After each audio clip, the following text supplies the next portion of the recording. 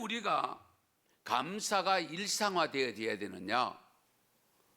감사에는 능력이 있습니다.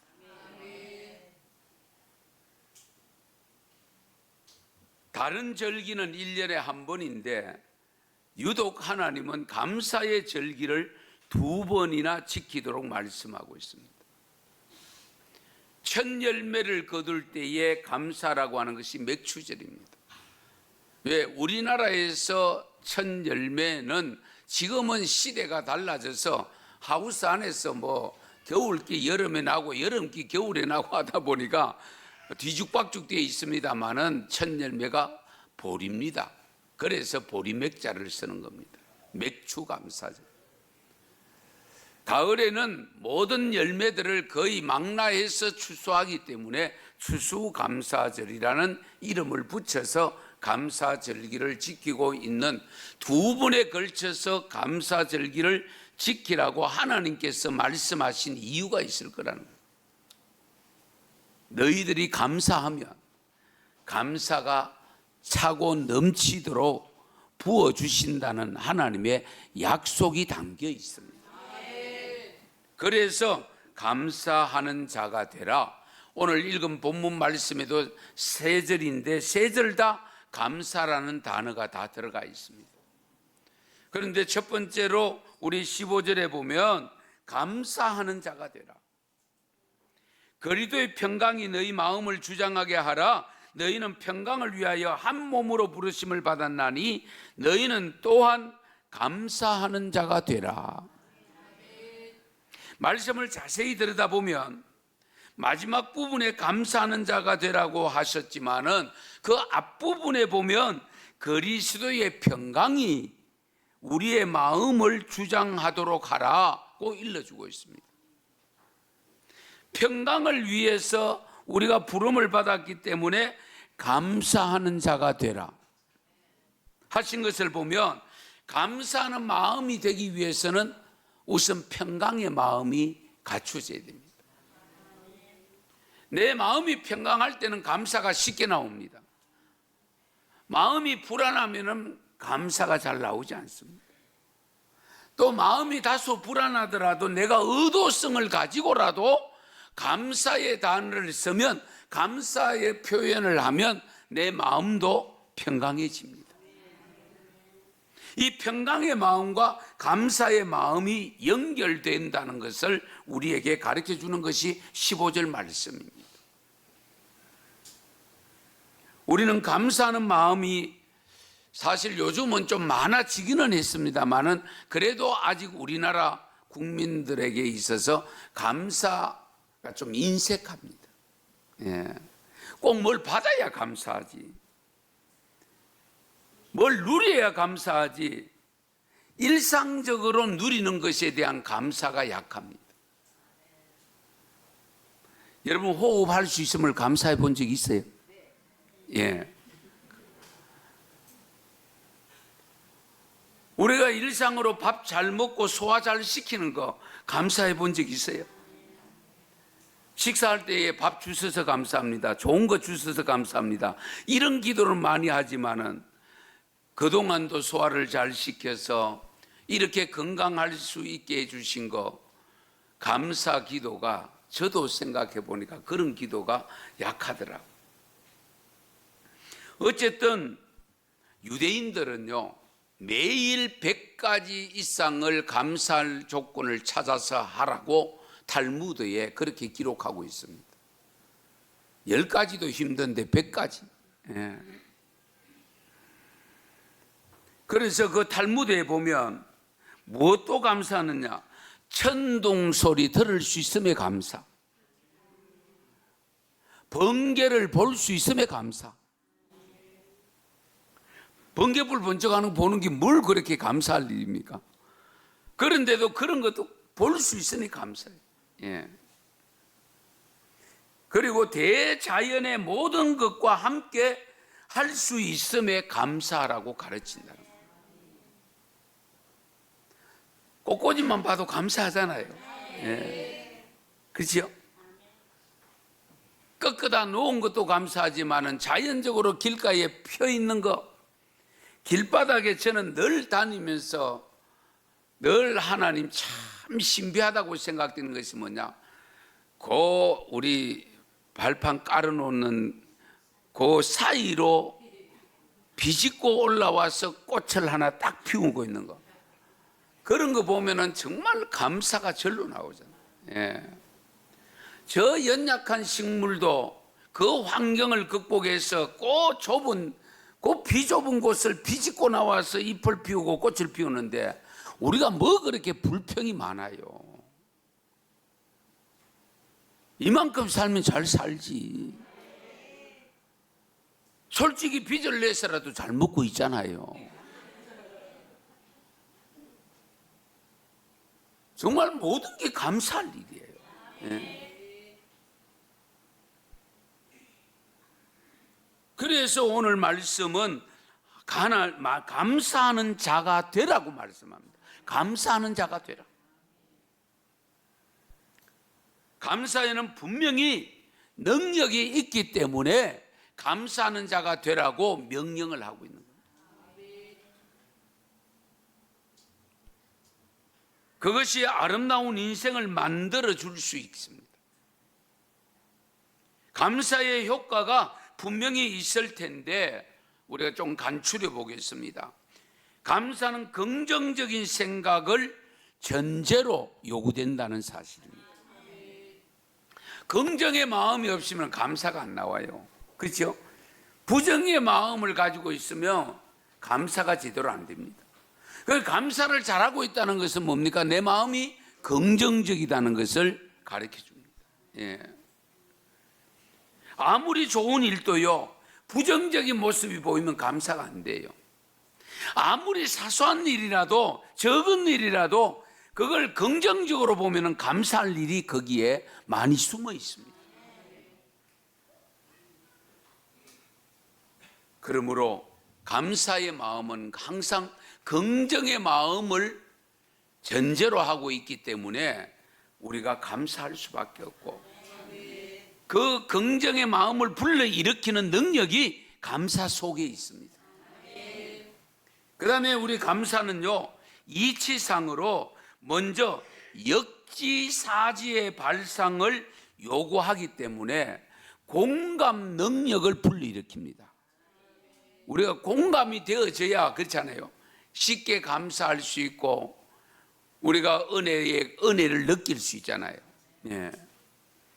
그래서 상대방의 입장을 충분히 헤아리고 공감해 줄 때에 진정한 감사가 왜? 아이고, 어려운데 나 같으면 못했을 텐데 저렇게 어려운데도 해주니 참 감사하다, 이제 이렇게 되는 거 아니겠어요? 예. 공감을 하고 역지사지로 생각할 때에 우리는 감사할 수 있습니다. 그게 뭐 감사하노? 이렇게 생각하면 감사할 일이 별로 없어요. 그것도 감사하다, 이것도 감사하다, 예, 이렇게 되어져야 됩니다. 그리고 이 감사는요, 상대방의 마음을 긍정적으로 움직여주는 역할을 합니다. 내가 자꾸 감사하면은요, 어떻게 상대방이 별거 아닌데 감사하네, 그러면 어떻게 됩니까? 내가 더 많이 해야 되겠다, 더 잘해야 되겠다, 그잖아요. 더 자주 해야 되겠다, 이런 마음을 자꾸 갖게 만들잖아요. 긍정적으로 생각하게 만든다. 예. 그래서 우리가 자녀들에게도 참 조심스럽게 해야 될 일이 뭐냐, 자꾸 어디 칭찬해 줘야 되고 감사하다, 고맙다는 말을 많이 해줘야 되는데, 니는 왜 그 모양이냐, 닌 그것밖에 안 되느냐, 언제 인간 될래, 언제 사람 될래, 본인은 사람이 다 되지도 않으면서도 그럽니다. 네? 그러니까 자녀들이 감사가 안 나오는 거예요. 긍정이 안 되는 거예요. 내 부정세, 내 꼬라지는 이것밖에 안 되는 것 같다, 나는 이것밖에 안 되지, 이제 이렇게 자꾸 부정적으로 생각하게 되는 거예요. 그러나 우리가 늘 감사하는 마음을 가지고 표현할 때는 내가 이것밖에 안 했는데 이것도 진짜 엄마에게는 큰갑다, 아빠에게는 굉장히 크게 보는 것 같다. 조금만 더 열심히 하면 더 크게 되겠다, 더 감사하겠다, 더 용돈 많이 주겠다, 이렇게 되는 거 아니겠어요? 한번 생각해 보세요. 예. 어쨌든 우리가 감사는 상대방의 마음을 긍정적으로 불러일으킴을 믿으시기 바랍니다. 부시가 미국 대통령이 됐을 때에, 그때에 세계적으로 유서거리가 하나 되는 것이 뭐냐 하면은, 흑인을 국무장관, 파월, 아마 여러분 기억할 겁니다. 파월 국무장관이 흑인 출신입니다. 빈민 출신입니다. 그를 국무장관에 올려놨을 때에 모든 사람들이 이상하게 생각하고 획기적으로 전혀 생각지도 못한 것으로 유서거리가 된 적이 있습니다. 그런데 그 파월 장관이 중요한 경험을 했습니다. 회사에 일하러 갔는데 도랑 파는 일을 하고 있었어요. 그 일을 하라고 하는데 거기에 두 사람이 일을 하는데 보니까 한 사람은 삽을 가지고 내 불패입니다. 월급도 조금 주면서 일만 많이 시키고 내 불평하고. 그런데 한 사람은 꾸역꾸역 누가 오든지 말든지 생각 없이 일을 하고 있는 모습을 발견한 겁니다. 그리고 한참 후에 또 그 회사를 또 갔대요. 갔는데 불평하는 사람, 삭 가지고 불평하는, 여전히 불평하고 있고, 그 불평하지 않고 일만 하는 사람은 지게차를 운전하고 있더래요. 그래서 이 파월 씨가 참 이상하다. 그리고 또 시간이 얼마나 흘렸을까, 또 그 회사를 또 방문한 적이 있대. 또 방문했는데 그 불평하던 사람은 못 고칠 질병이 와서 결국 그 회사에서 퇴사되고, 그 열심으로 불평하지 않고 일했던 사람은 사장이 되어 있더랍니다. 할렐루야. 같은 조건에서 일할 때에 한 사람은 불평하고 한 사람은 아무 생각하지 않고 표현하지 않고 감사하는 마음으로 그 일을 성실하게 했을 때에 나타난 결과는 엄청난 차이가 있습니다. 이 대단히 중요한 부분이거든요. 파월 장군도, 그 국무장관도 바로 그런 자세로 살았기 때문에 국무장관이 되었던 거예요. 예. 행복은 언제나 감사의 문으로 들어와서 불평의 문으로 나가버립니다.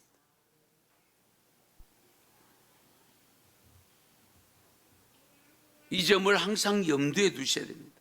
행복은 언제나 무슨 문으로 들어온다고요? 감사의 문으로 들어옵니다. 그러면 그것을 오래 간직하려고 하면 늘 감사하면 됩니다. 그러나 불평하는 순간에 행복은 그 문으로 나가버립니다. 성도 여러분, 항상 조심하셔야 됩니다. 감사의 문으로 들어온 행복을 잡아놓고 오래오래 간직하고 오랫동안 누리며 사는 감사가 될 수 있기를 바랍니다. 제가 한번 여쭤볼게요. 여러분 지금 삶을 살면서 행복하다고 고백하고 있습니까? 고백하지 못한 분은 무엇 때문인지요? 행복하다면 나름대로 감사하는 삶을 살고 있다 하는 증거가 됩니다. 예. 가만히 들여다 보십시오. 감사하는 마음을 갖고 있는 사람은 행복할 수밖에 없어요. 왜? 마음이 즐거운데, 마음이 기쁜데, 기쁜 마음이 행복 아니에요? 예. 그러니까 감사가 나올 수밖에 없는. 물론 그러면 누구에게 감사를 해야 하나? 누구? 감사의 대상이 누구냐? 물론 나와 관계하는 사람, 지금 내가 만나고 있는 사람, 지금 내게 혜택을 준 사람, 어쨌든 여러 다양한 사람들에게 감사하지만은 우리 궁극적으로 우리 성도들은 감사해야 될 대상은 하나님입니다. 하나님이 안 주신 거 있어요? 심지어 이 생명까지 하나님으로부터 받았잖아요. 태어나서 살고 있음이 감사해야 돼요. 거기다가 지옥 갈 수밖에 없는 인생을 우리 독생자 예수님까지 보내주셔서 그분을 믿기만 하면은 나를 영생 얻는 천국 가게 하는 이 믿음까지 주셨으니 어찌 감사하지 않을 수 있어요? 감사해야지.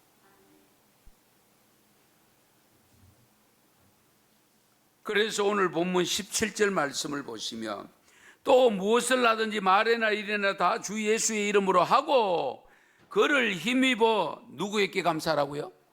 하나님 아버지께 감사하라. 하나님 아버지께 감사. 우리가 하나님께 감사하려면 우리 모든 일을 주 예수의 이름으로 해야 됩니다. 왜 그럴까요? 주 예수의 이름으로 하지 않으면 내가 한 것으로 됩니다. 내가 하면 감사가 없어요. 그래서 주 예수의 이름으로 하고 그를 힘입어 하나님 아버지께 감사해라. 주님의 이름으로 했으니까, 주님의 도움을 받았으니까 내가 없어요. 나는 없어요. 그러니까 감사할 수밖에 없지.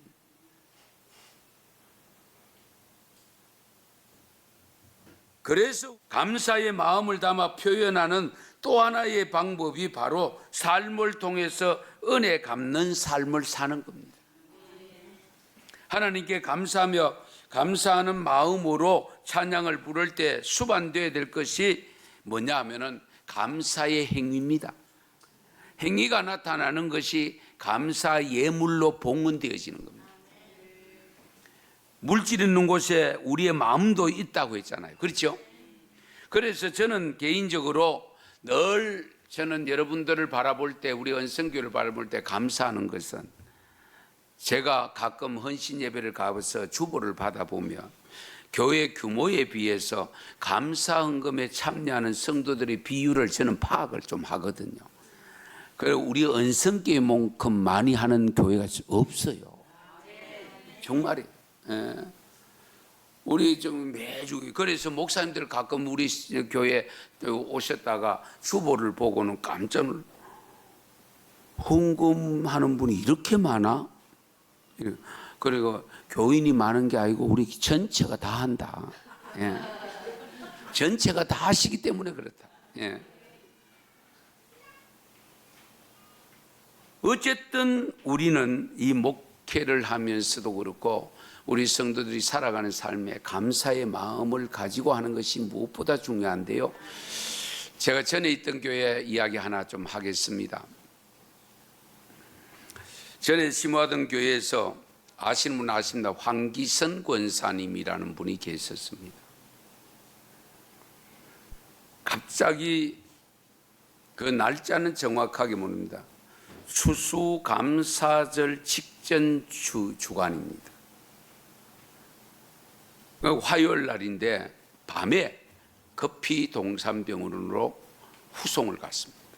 그 이야기를 제가 들었습니다. 그렇게 갔는데 중퇴했습니다. 그런데 맏딸이 어머니가 병원에 입었는데 그 다음날 집에 갔는데 화요일 날이었는데 그 전주에 주일날 추수감사헌금 봉투를 받아왔으면, 여러분 보통 감사헌금 봉투 언제쯤 헌금을 넣습니까? 토요일 날쯤 돼야 거의 찾아서 넣고, 좀 빠르다고 하면 목요일이나 금요일쯤 되지 않을까 그렇게 생각되는데, 화요일 날 갔는데 이미 권사님이 감사헌금 봉투에 10만 원을 넣어놨더랍니다. 그걸 제게 이야기하면서 엄마가 이렇게 준비된 예배를 드리고 준비된 헌금을 드렸구나 하는 것에 본인이 감동을 받았다고 제게 고백한 것이 제가 잊혀지지 않습니다. 주일날 받았는데 화요일날 벌써 병원에 저녁에 갔었는데 헌금봉도 있는, 그건 주일날 오자마자 넣었었거나 아니면 월요일 넣었었거나 늦게 넣어도 화요일날 오전에 넣었었거나 그렇지 않습니까? 그런 준비된 마음으로 드리는 그 마음을 한번 생각해 보세요. 하나님이 기뻐하지 않겠어요? 여러분 자녀들이 왔는데 집에서 준비도 안 해오고 왔다가 생각이 나가지고 어머니 미처 준비 못 해왔는데 좀 서세요 그래가지고 돈 빼내가지고 지갑에서 억지로 빼내가 2장 빼내다가 1장 집어넣고 그래가지고 주시면 그거 용돈 받겠어요? 한번 생각해 보세요. 우리가 하나님 앞에 하는 거 동일합니다. 우리의 생각이 그러면 하나님 생각도 마찬가지 아니겠어요? 하나님이 어떻게 받으실까? 우리가 이 점을 늘 생각하셔야 돼요. 그래서 우리가 항상 감사하는데 범사에 감사하는 삶을 살기 위해서는 우리가 이런 준비된 감사의 마음을 평상시에 평소에 가지고 있어야 됩니다. 예. 그래야 그것이 행동으로 옮겨집니다.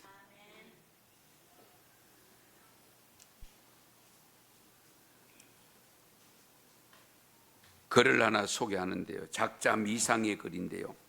10대 자녀가 반항을 하면 그건 아이가 거리에서 방황하지 않고 집에 잘 있다는 증거고,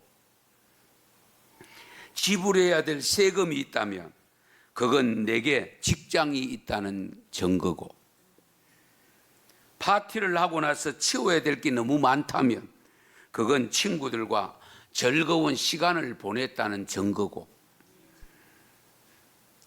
옷이 몸에 좀 끼인다면 그건 잘 먹고 살이 좀 쪘다는 증거고,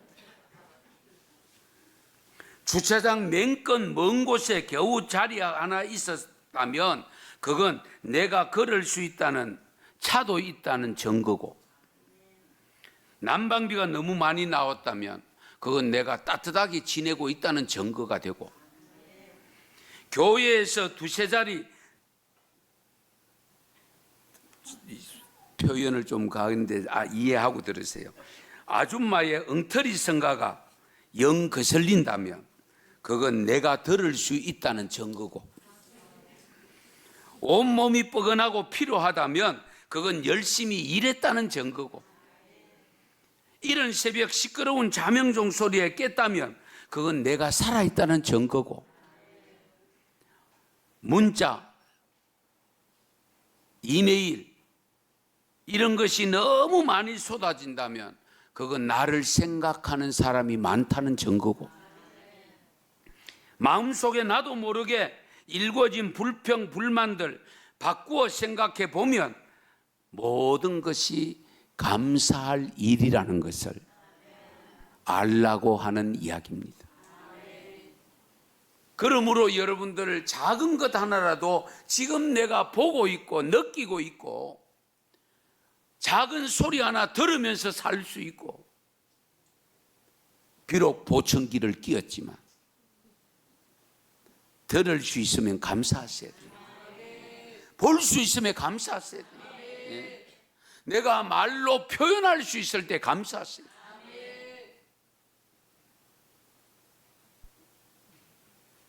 오늘 주신 말씀 순종하면 좋겠습니다. 너희는 또한 감사하는 자가 되라, 이 말씀에 순종하시기 바랍니다. 감사하는 마음으로 하나님을 찬양하라, 순종하시기 바랍니다. 모든 일을 주 예수의 이름으로 하고 예수님을 힘입어서 하나님 아버지께 감사하라는 말씀에 순종하시기 바랍니다.